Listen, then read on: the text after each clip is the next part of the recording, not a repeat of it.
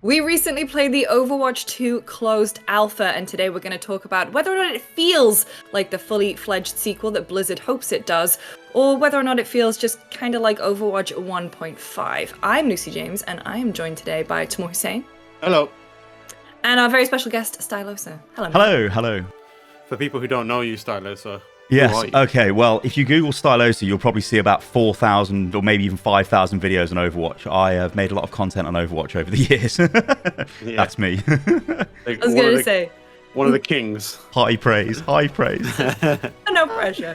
But the three of us, we were recently in the closed Overwatch 2 alpha, which is basically, we got to play it for, it was open for a good couple weeks. We all got a bunch of time in it.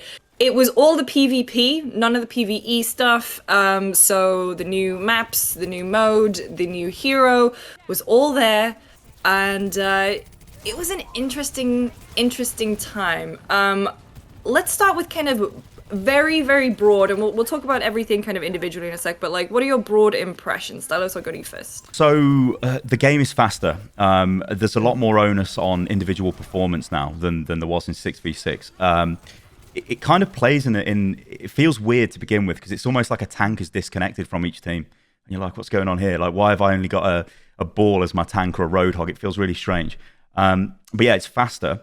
As I said, there's more onus on skill. Even if you look at Sojourn, the new hero, her ultimate when she overclocks a railgun, you have to land those shots. If you don't, then you suffer. And it's always been like a niggly pointness as with the Overwatch community. The balance between like heroes that have almost got like, how can I say this diplomatically, like I win buttons, or they're maybe lower skill level compared to heroes that require a lot more mechanical skill. So yeah, it's faster. That's the biggest takeaway from this. It's definitely faster. And it still feels like Overwatch, kind of. You've just got one less tank.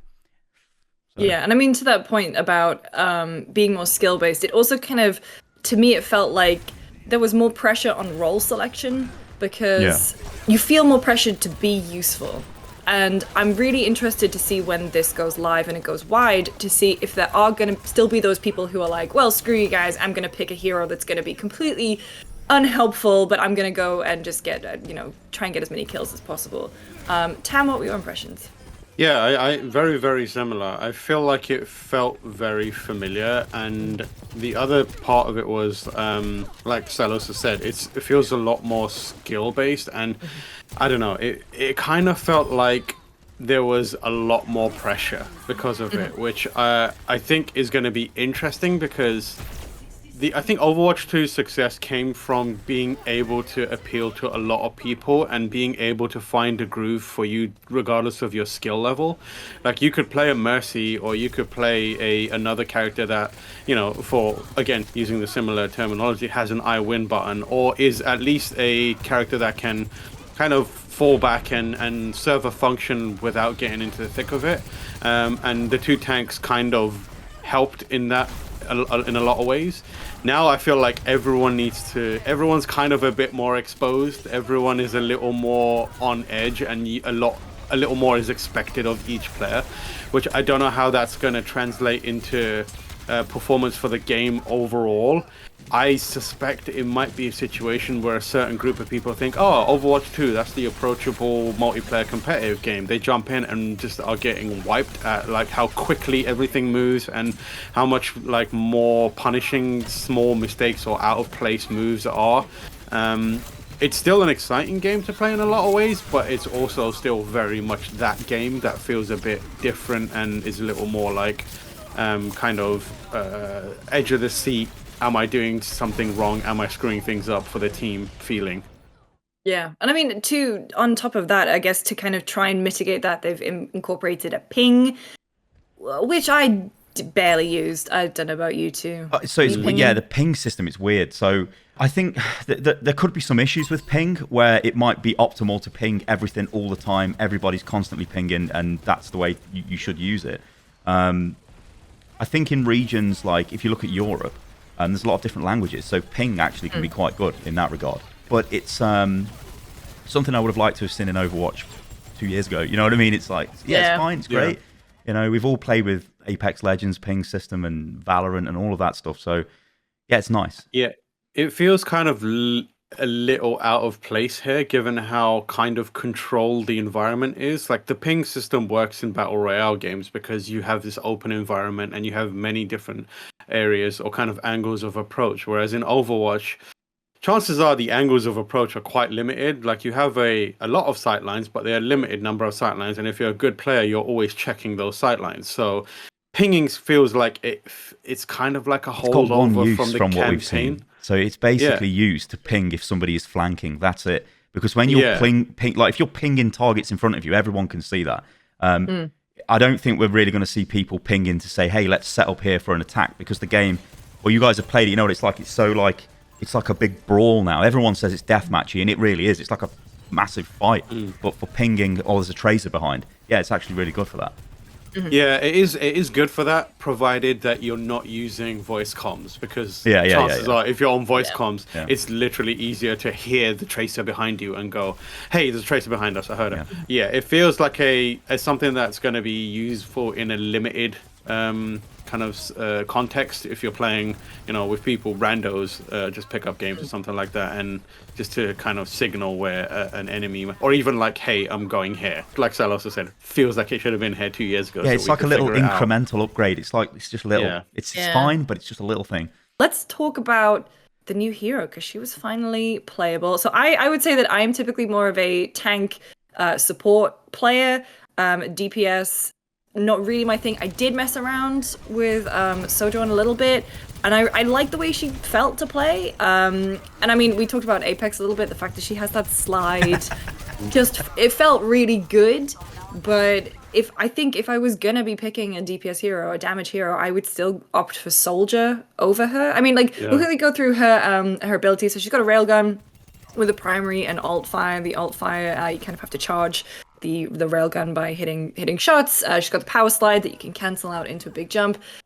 Disruptor shot, which is kind of like a mini sort of Zarya thing. Yeah, it's like a Zarya ult. Fairly big area of effect damage, but it slows you down, which is really weird because Blizzard did say they wanted to remove slows and stuns off DPS heroes. But there you go. No. I mean, maybe they meant but after this, we just want to get this one out the door, and then after this. They have said the reason why Sojourn has it is so it makes lining up the railgun shots easier, but I don't think it helps that much. Yeah, and then her ultimate is Overclock, where the railgun is the alt fire is constantly pretty much powered up. I liked her, but she's not in my particular kind of wheelhouse in terms of characters that I like to play.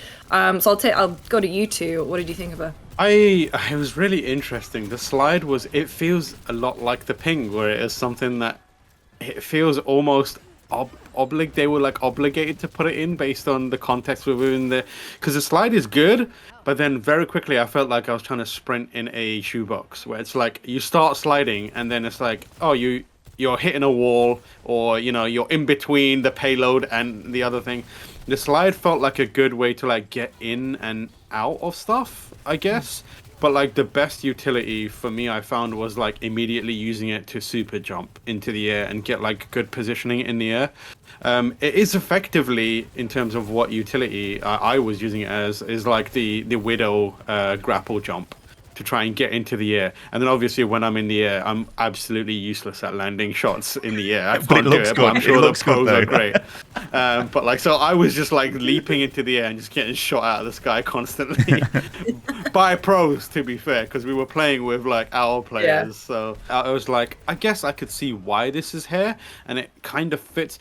She feels she doesn't work for me, but I feel if we watching a pro play her, it's going to be incredibly exciting, because she's leaping into the air. And there were a couple of times where it was the enemy team is engaged in a skirmish and they're not paying attention to me, and I could launch myself over them and behind them. Yeah. But then once I got behind them, it was up to my skill based shots to I needed to basically headshot pick them off, and I wasn't doing that. I was landing behind them and being expose Help myself. me. Help me. I was using that because it made me a liability. She's easy to get into position, but then difficult to execute. That's the problem with Sojourn. The Soldier example is actually really good, because Soldier is very powerful in this world, because there's only one tank, and if it's not a diva, Tac Visor ultimate is free. That is an I win button. You press that and you just kill everyone. You compare Tac Visor to Sojourn's overclock. Well, you have to aim overclock, so it's a bit more difficult to land the shots. So I've enjoyed playing it. The movement, you can chase people down with it. You can disengage really fast with it as well. It is very good for accessing high ground, which again makes a little bit better than Soldier in that regard, because he's always going to be the one you compare Sojourn to in my mind. Because if you've got the aim, you play Sojourn. If you've got no brain like me, you just play Soldier, because you know you're going to get Attack Visor and you know you're going to be able to kill them all with it. But yeah, she's a really cool hero. The Disruptor shot kind of was a bit weird to me, because I don't really get why that's part of a kit, because if she's based around high mobility and she's based around highly accurate shots, then to just suddenly give her this like AoE damage over time ball that also slightly slows people down seemed a little bit weird. But the most interesting thing about the whole hero to me is the fact her ultimate is a skill-based ultimate. It is not just I pop this and I kill the enemy team. You can pop it, and believe you me, I've got loads of clips of me popping this ultimate and doing nothing, and I'm like, oh god, this is terrible. And like you guys said, when we were playing against Overwatch League pros, they'd pop it and they'd kill everyone, and you're like, oh my god, this just look, what's going on? This is broken. Well, those guys can aim.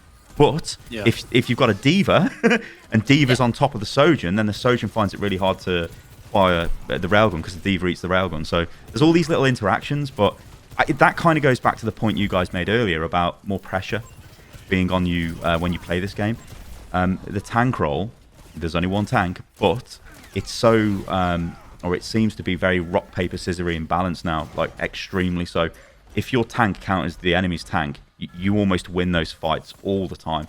And the same, goes for DPS and supports. And supports they've got a bit of a rough time at the moment, because they're living in a world where they're quite vulnerable.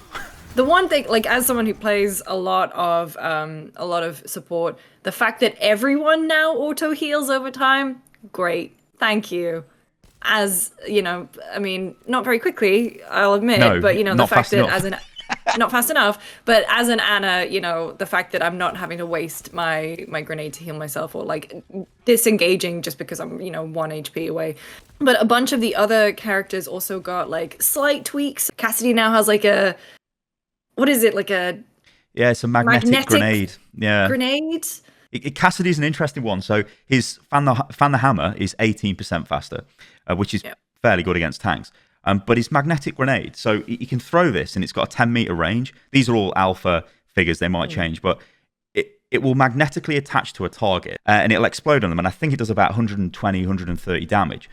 But what's interesting about it, if you look at the Cassidy Tracer matchup in the past, if you flash the Tracer and you can aim, you'll probably kill that Tracer. But now you throw the magnetic grenade, it'll attach to the Tracer, but if she's got rewind, then she can rewind away. So she can actually, it's easier for Tracer to deal with Cassidy, Which, so there's these like little weird like interactions going on. But I think it's fun. I think Cassidy's change is actually quite fun, especially throwing it at Mercy when she's trying to res someone, watching it connect on her.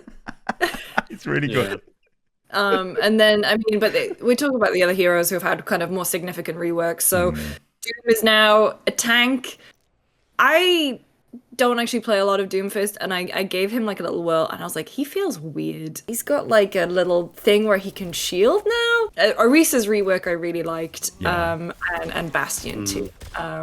So I guess we'll go through them. I mean, what do you make of Doom? Tam, did you play Doom? I don't. I have an intense dislike of Doomfist. And it's just, I've always fought Dooms, and Dooms behave in the same way as uppercut, pounce, get away. And it's like, I hate you guys so much. So like every time I see a Doom now, I'm like, I'm staying away from you. So I don't know what's going on with that character. I hope that it makes, I'm able to kill him a lot more now. So it's actually a really good change on Blizzard's part, because the play style is the same. He is just now a tank. So all of those DPS Doomfist players out there, they will just pick Doomfist and they can still play him how he functioned on the live servers as DPS. But he's very feast or famine Doom. He goes in and he either does something or he dies, or he gets out and he's achieved nothing, and then he repeats the process over and over again. It's always interesting talking about Doom, because we've got Wrecking Ball, and Wrecking Ball in a lot of ways is a better Doomfist in this Overwatch 2 world. And poor Winston is just not very good at all. Yeah, Okay. that's the thing. And when we were talking about the fact that you're losing a tank, I when I was playing, I was like, I don't see why you would ever pick Winston anymore. Like he's just with one tank. I don't see why you would pick Winston. Winston, they gave him the little alternate fire, so he can charge up his weapon. It fires like a little. It doesn't do a lot of damage, but you have to like. It's for getting people as they're running away from you, right? But what's weird with Winston is obviously the meme with Winston is you've got no aim, so you play Winston and all that stuff. What's it? No aim, no brain. I'm a Winston main, something like that. But then if someone's trying to escape, then suddenly you need to have aim to shoot at them with this, and then you miss, and it's like, oh, I should have just chased them. It's not a very good like mini rework on Winston, but he just suffers because all of the other tanks with mobility are better than Winston. So I don't know why you'd pick Winston.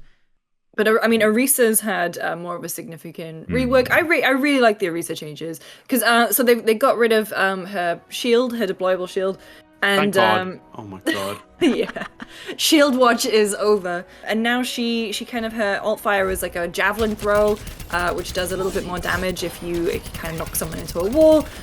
She also has this move where she spins her javelin, like moves forward and kind of knocks back projectiles and kind of pushes into the enemy. And I really enjoyed her rework. Her ult is now what, like a it's Terra Lance. It's called. Yeah, so she applies fortify to herself, so she becomes really tanky. She throws a spear up in the air and it creates like a big area around her that sucks people in. And the longer you wait, the more damage it will do because you can like cancel the ability. So you can use it to pull people out of position and then slam them. So I think what they're looking for players to do is use the javelin spin because that's got I think that's got a 60% movement speed buff. Pop that, run into them, and then use your ultimate, drag them towards you, and then sort of blow them up. It feels cool to do it. I don't know how like balanced this is or if it's any good, but it just feels cool running into them because finally Orisa, she's got 4 legs, she can run in. So it's like this feels good. Finally, the horse is finally realized. But no, I mean, I really enjoyed her changes, and Bastion as well is one of those ones where I feel like I never played Bastion just because I remember the early days of Overwatch where I was like, oh, you're playing Bastion? Oh, okay. Like if you talk about characters with winning, There's a lot of stigma on Bastion. Yeah, there's stigma on Bastion from the early days, especially when you were allowed to have duplicates of heroes. But no, his rework is it's pretty interesting. So he goes into sort of the sentry mode, but it's only for a limited time. He sends out little bouncing bombs now. His ult is basically sort of like mortar shells, which is quite interesting. Which can be deflected by Genji. You can deflect their projectiles, yeah. That's amazing. I was going to say, they'll always be... The Bastion ultimate, at first, everybody thought it was stupidly overpowered because it fires really fast. So you could drop this on the back line and just kill the Ana, kill the Zen, kill everyone with it.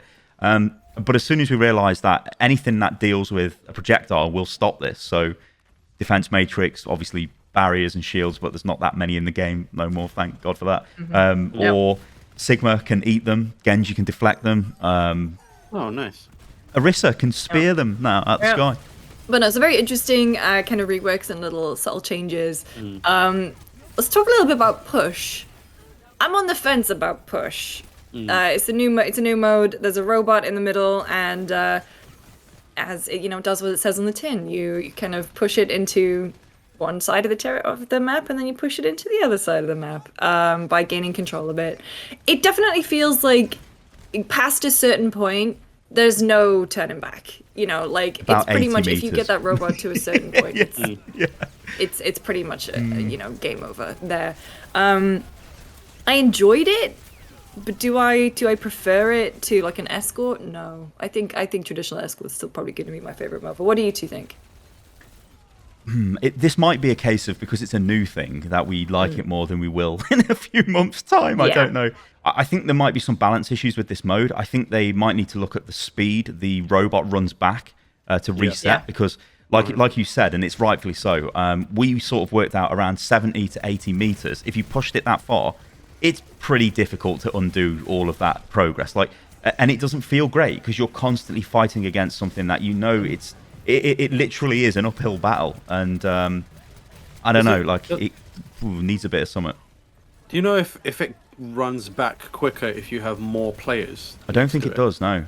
That could be a way to not I to think backseat design, but I'm not sure if it did, and then they changed it because on the UI it does show you the number of players around the robot. So Yeah. you would think, oh, this is increasing the speed, but I don't think it does. Yeah, that it does feel like once you and you could tell, I could tell in the games that I played, once the robot got to a certain point, you could visibly see them stop trying as hard, Yeah. because you're like, oh, okay, you're now just farming for kills, and you're just trying to figure out where what's going on with the game, as opposed to trying to genuinely. Well, Maybe they think that. Go on. Sorry, Tom. I was going to say the other thing is like sometimes it might not be optimal to actually fight around the robot. Yeah, Which kind of defeats the true? point of it, Yeah, it's true. Yeah, it felt like an uphill struggle at certain points, and at that point, it was just like counting down the clock, and I was like, man, it would be nice if there was a surrender option. A white flag. Yeah. And you Take never it, I want don't that. care. Yeah, I was just like, there needs to be an I don't care anymore, but I'm like. I mean, like, I do foresee them. Well, I can imagine they're thinking, oh, it is tricky, but if you manage to pull it off, imagine how good that's gonna feel, and imagine how hype that is gonna be. Which I understand, and I bet if it does happen, it would be pretty hype, is to watch it happen in your own game or in an Overwatch League thing.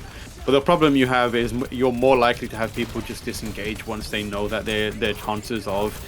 They need to exponentially improve their play skill and their performance to have a chance of clawing it back. I feel like that's asking people to leap over a bar that's way too high. Can almost feel like it's more difficult than 2CP final points, and of course they've removed Assault from the game. So I don't know what's going to happen with Push. Let's talk about, I guess, the elephant in the room. Is from what we played, and like I said, we didn't play any of the PvE. Is this a meaningful enough jump to call it Overwatch 2? I think the thing that would have like really justified it being called Overwatch 2 is now not being released as part of this, like the decoupling of campaign, and I feel like the campaign was doing almost all the heavy lifting when it comes to that 2 at the end of the end of the title. Yeah. That's not to say the stuff that is in the multiplayer isn't like interesting. It's definitely is, but it feels like it feels like a mid-sized rework to multiplayer, like a big like content update for multiplayer. We've had equivalents in the CS days, going from 1.5 to like 1.6, or like 1.6 to condition 0 or something like that. It feels like that, as opposed to here is source, this is a brand new version of the game. I personally don't feel like, based on the alpha that I played, the multiplayer alone is enough for people to be like, oh yeah, this is a meaningful update. Yeah, I think this is just a commitment to start updating PvP again. That's literally it. Do I think there's enough here to make people happy? Well, I think there's going to be maybe a bit of debate around 3 years for this, which isn't entirely fair, because okay, we know what's gone on at Blizzard, and we also know that there is PvE in development, so it's not like they've just been working on PvP. The way I'm viewing this, and this might be me just drinking the Kool-Aid or whatever, is it is just a resumption of updates to the game, of which we've not had since Echo, and that's it. And it's like, hey guys, we're going to start updating the game again. And people still get excited for new heroes in Overwatch. It still has got that special like draw. The hero designs, again, I'm biased as hell, but the hero designs and even the skins and stuff, when I look at Valorant, I look at Apex, I look at its peers, it blows them away. Maybe that's me just having, I don't know, you guys tell me, but it always seems to have that draw. I agree, Yeah. The thing that will ignite that kind of love in the same way that we have in a lot of people is the single player. Like, I feel like once the single player and the multiplayer are alongside each other, I feel like it's going to be a way more compelling package, because you want, based on what we know about the single player, it's more story based, it's more mission based. You're going to get a lot more, some of that characterization that we love.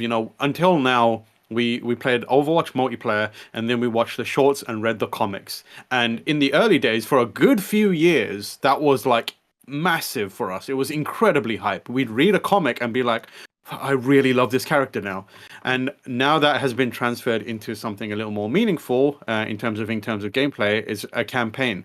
I think that once they have this pipeline where it's like people play the campaign, there's a great moment with Genji that they experience in the campaign. They're like, oh, I just want to play more Genji. They jump into the multiplayer and they're excited about being Genji and deflecting and being annoying in the back line again and that kind of stuff. So I feel like on its own, the multiplayer feels like 1.5. I feel like once the campaign comes in, it will feel more like an Overwatch 2, and then there'll be a better back and forth between the cool stuff the single player is doing to enhance and augment the multiplayer. We are by our nature, our jobs, and our personalities tinkerers. We like to get in there and figure out what's going on and figure out the dynamics. And like, I'm excited to jump in. I know that I'll play it for a while. My question is whether it's going to become an obsession again, like whether it's going to be another 4 years of being obsessed by this, or what if would it's it going need to be to do like, I'll to do play that it for though? 6 months. How would Sorry? it need to change to do that though, Tam? In your opinion? I the thing that I struggle with right now is there was a time when Overwatch came out, and maybe it was because our understanding of it was limited, but it felt like everything was meaningful, viable, and had a place, if you know what I mean. Yeah. Like, you could pick any character and be like, yeah, I understand why this character plays like this, and it doesn't feel broken or like completely out of place. Whereas now, I feel like partly because the roster is as big as it is, there's characters that are already being written off. Like, Winston is basically dead in the water. And I worry about that element of it, if you know what I mean. Like, I worry that it's a thing that it's going to have very specific ways to enjoy it. Like, you need to be a good Genji player, you need to have a good Ryan on your team, and you need to have this, and this. There's going to be my worry is there's a restrictive and very defined meta that is kind of carried on from the old game, as opposed to here's a brand new set of tools, here's a brand new kind of landscape for you to figure out what's going on, and there's multiple things that could change it. Based on what I played, there was not a lot of that, if you know what I mean. I wasn't making any discoveries, and that element of discovery is super important for me. I feel like the community needs kind of a runway to define their playstyles and figure out what makes things tick in the game, and without that, I feel like they're going to come in and be like, that was a nice hit of nostalgia, anyway, I'm off to play this other game. Out of interest, Stylosa, what do you reckon? Like, how do you feel about it? That same question back at you. Yeah, I think launch Overwatch, the IP is totally brand new, nobody's got a clue, so everything is full on discovery mode. It's like when you play your first MMO. You know, I'll always remember playing EverQuest, and it's amazing to me, but I can never go back to that. But it was amazing. Yeah. Overwatch 2, and this is the thing that's always perplexed me with it, is it's a known quantity what Overwatch is, and this isn't a radical change to the game. It's not like the cast are gone and we've got 30 new heroes. It's not. It's, okay, we've got minor reworks. We've got one new game mode coming in at the moment. Hopefully we get more new game modes in the future. Yes, we're getting PvE at some point. I think that the issue to me is that it's like the cadence at which the content comes out, because I think whenever this launches, it will pull people in, but maybe for 2 weeks, maybe a month, and then you're like, well, I've played this before, so it's the same. That's over to Blizzard then to go, no, wait a minute, we've got this, and it's, can they do that? And have Blizzard historically been able to do that? They haven't, so I don't know. Yeah. It's interesting. It's a very interesting one. And I guess we'll just have to wait and see to find out. Stylosa, thank you so much for joining us. Where can people find you? On youtube.com/Stylosa. Stylosa on all socials, and on TikTok, for some git nicked my name. It's Stylosa UL. What? Oh, wow. Disgraceful.